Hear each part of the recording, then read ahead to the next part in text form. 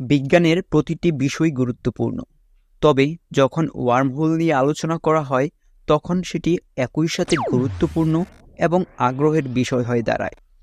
Wormhole নিয়ে আমাদের মনে অনেক কৌতূহল রয়েছে, যেমন ওয়ার্মহোল কি শুধু থিওরিটিক্যালি সম্ভব নাকি বাস্তবেও এর অস্তিত্ব রয়েছে?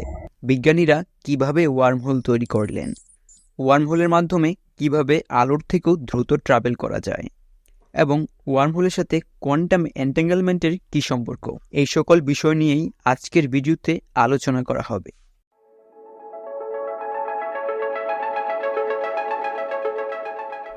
কোনো বিষয় নিয়ে আলোচনার ক্ষেত্রে আমরা যদি সেই বিষয়ের ইতিহাস সম্পর্কে জেনে নেই, তাহলে ওই বিষয়টি সম্পর্কে আমাদের সুস্পষ্ট ধারণা জন্মে এবং মস্তিষ্কে দীর্ঘস্থায়ী হয়। তাই ওয়ার্মহোল নিয়ে আলোচনার সুবিধার্থে এর ইতিহাস নিয়ে একটু ধারণা নেওয়া যাক। সব কিছুই ঠিকঠাক চলছিল, তবে আইনস্টাইনের মাথায় আকাশ ভেঙে পড়ল যখন 1930 সালের দিকে কোয়ান্টাম মেকানিক্স আইনস্টাইনের থিওরি অফ রিলেটিভিটিকে ভুল প্রমাণ করে ইউনিভার্সের প্রতিটি ঘটনাকে বর্ণনা করতে শুরু করে। আইনস্টাইনের থিওরি অফ রিলেটিভিটি অনুযায়ী কোনো কিছুই আলোর থেকে দ্রুত ট্রাভেল করতে পারে না। যদি দুটি পার্টিকেল একই সময় একই সোর্স থেকে উৎপন্ন হয়, তাহলে তাদের মধ্যে একটি পার্টিকেল যদি ক্লকওয়াইজ স্পিন করে, অপরটি অ্যান্টি ক্লকওয়াইজ স্পিন করবে, এবং একটি যদি অ্যান্টি ক্লকওয়াইজ করে তাহলে অপরটি ক্লকওয়াইজ স্পিন করবে। এখন যদি আমরা একটি পার্টিকেল থেকে অপর পার্টিকেলটিকে লক্ষ লক্ষ আলোকবর্ষ দূরে নিয়ে যাই, তাহলে একটির স্পিন দেখে আমরা সঙ্গে সঙ্গেই বলে দিতে পারবো যে অপরটির স্পিন কেমন হবে। এই বিষয়টি থেকে দাবি করা হচ্ছিল যে ইনফরমেশন লাইট থেকেও দ্রুত ট্রাভেল করতে পারে। ফলে আইনস্টাইন উদ্বিগ্ন হয়ে পড়েন।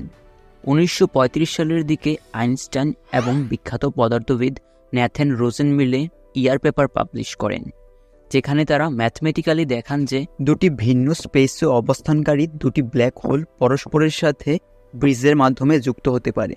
একে নাম দেওয়া হয় ওয়ার্মহোল, যা কিনা আইনস্টাইন রোজেন ব্রিজ নামেও পরিচিত। এর মাধ্যমে ইউনিভার্সের এক প্রান্ত থেকে অন্য প্রান্তে আলোর বেগের চেয়েও দ্রুত ট্রাভেল করা সম্ভব। বিষয়টিকে সহজভাবে বোঝার জন্য একটি স্পেস কল্পনা করি, যেখানে এ থেকে বি বিন্দুতে পৌঁছাতে আলোর কণার যে সময় লাগে, ওয়ার্মহোলের মাধ্যমে অন্য কোনো বস্তু আরও তাড়াতাড়ি এ থেকে বি বিন্দুতে পৌঁছাতে পারবে। যদিও বিষয়টি আরও বেশি কমপ্লেক্স জিওমেট্রি এবং হাই ডাইমেনশনের সাথে সম্পর্কিত। একই বছর ইপিআর নামে আরেকটি পেপার পাবলিশ করেন আইনস্টাইন, রোজেন এবং প্যাডলস্কি, এই তিনজন বিজ্ঞানী। এই পেপারে কোয়ান্টাম এন্ট্যাঙ্গেলমেন্টের বিষয়টিকে Einstein spooky action at a distance বলে আখ্যায়িত করেছিলেন এবং হিডেন ভেরিয়েবল থাকার বিষয়টিও দাবি করেছিলেন। ওয়ার্মহোলের ঘটনাটিকে ভালো করে লক্ষ্য করলে দেখা যায়, একটি অবজেক্ট ওয়ার্মহোলের এক প্রান্ত দিয়ে প্রবেশ করে অপর প্রান্ত দিয়ে বের হয়ে আসে। অবজেক্ট মূলত ইনফরমেশন বা ডেটার সমন্বয়েই তৈরি। ফলে আমরা বলতে পারি ওয়ার্মহোলের মাধ্যমে ইনফরমেশন ইউনিভার্সের এক প্রান্ত থেকে অপর প্রান্তে পৌঁছাতে পারে। একই ঘটনা কোয়ান্টাম এন্ট্যাঙ্গেলমেন্টের ক্ষেত্রেও প্রযোজ্য। তাই লিওনার্ড সাসকিন্ড নামক একজন বিজ্ঞানী বলেছিলেন, দুটি এন্ট্যাঙ্গেলড পার্টিকেলের মধ্যে মূলত ওয়ার্মহোলই তৈরি হয়, যা একটি ইনফরমেশন দ্রুত অপরটির কাছে পাঠিয়ে দেয়। অর্থাৎ আমরা যদি কোয়ান্টাম লেভেলে দুটি এন্ট্যাঙ্গেলড পার্টিকেলকে এক জায়গা থেকে অপর জায়গায় পাঠাতে পারি, তাহলেই ওয়ার্মহোলের অস্তিত্ব প্রমাণ হয়ে যাবে। এই এক্সপেরিমেন্টটি করার জন্য বিজ্ঞানীরা গুগলের সাইকেমোর নামক একটি কোয়ান্টাম কম্পিউটারের সাহায্য নিল।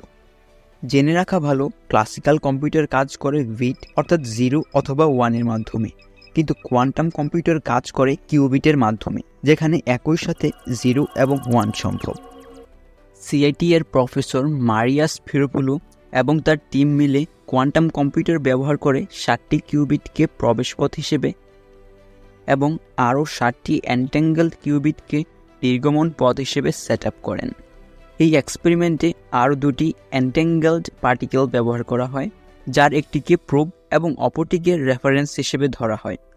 যখন প্রোব কিউবিটটিকে প্রবেশপথের একটি কিউবিটের সাথে অদলবদল করা হয়, তখন প্রবেশপথের অপর কিউবিটগুলো প্রোব কিউবিটটির স্পিন অর্জন করে। ওয়ার্মহোলটিকে ওপেন রাখার জন্য নেগেটিভ এনার্জি সিমিউলেট করা হয়। তারপর সিস্টেমটিতে ইলেকট্রিক ফিল্ড চেঞ্জ করলে দেখা যায় যে প্রবেশপথের সবগুলো কিউবিটের স্পিন চেঞ্জ হয় এবং স্পিন সম্পর্কিত ইনফরমেশন প্রবেশপথের কিউবিটগুলো থেকে নির্গমন পথের কিউবিটগুলোতে পৌঁছায়।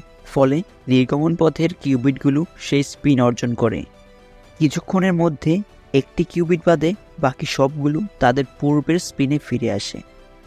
এই এক্সপেরিমেন্টের মাধ্যমে প্রোব কিউবিটের স্পিন সম্পর্কিত ইনফরমেশন এই কিউবিটিতে স্থানান্তর করা সম্ভব হয়েছে। উক্ত ঘটনাটি ট্রাভার্সেবল ওয়ার্মহোলের বিহেভিয়ারের সাথে মিলে যায় এবং এই এক্সপেরিমেন্টের মাধ্যমেই বিজ্ঞানীরা ল্যাবে ওয়ার্মহোল তৈরি করার সফলতা লাভ করে।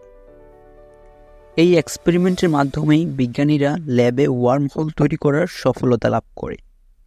এখন যদি প্রশ্ন করা হয় তাহলে কি আমরা এই ওয়ার্মহোলের মাধ্যমে এক ইউনিভার্স থেকে অপর ইউনিভার্সে ট্রাভেল করতে পারবো?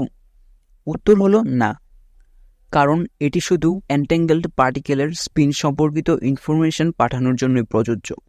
যদি ওয়ার্মহোল নিয়ে গবেষণা আরও বাড়ানো হয় তাহলে হয়তো আমরা ভবিষ্যতে সত্যিকারের ওয়ার্মহোল তৈরি করতে সক্ষম হব, যা দিয়ে আমরা ইউনিভার্সের এক প্রান্ত থেকে অপর প্রান্তে ট্রাভেল করতে পারবো। এ বিষয়ে আপনাদের কি মতামত জানিয়ে দিন কমেন্ট বক্সে। আশা করি আজকের ভিডিওটি ভালো লেগেছে। ভালো লেগে থাকলে লাইক, কমেন্ট এবং বন্ধুদের সাথে শেয়ার করতে পারেন। চাইলে কিউরিয়াস চ্যানেলটিকে সাবস্ক্রাইব করে পাশে থাকতে পারেন। আর অ্যাটমিক ক্লক সম্পর্কে জানতে চাইলে এই ভিডিওটি দেখতে পারেন। ধন্যবাদ।